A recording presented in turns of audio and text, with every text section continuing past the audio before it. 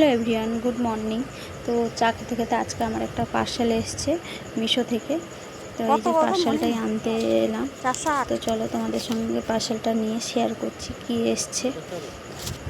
তো চলো নিয়ে নিই পার্সেলটা। এখন বাজে 8টা, তো এখনই পার্সেলটা দিতে এসছে।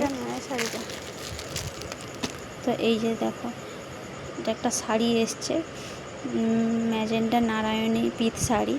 তো শাড়িটা কালারটা দেখে আমার খুবই পছন্দ হয়েছিল, গ্রিনের সঙ্গে লালের কম্বিনেশান। তো সেই জন্য দেখেই শাড়িটা অর্ডার দিয়েছিলাম। খুবই সুন্দর, প্রাইসের তুলনায় খুবই ভালো শাড়িটি।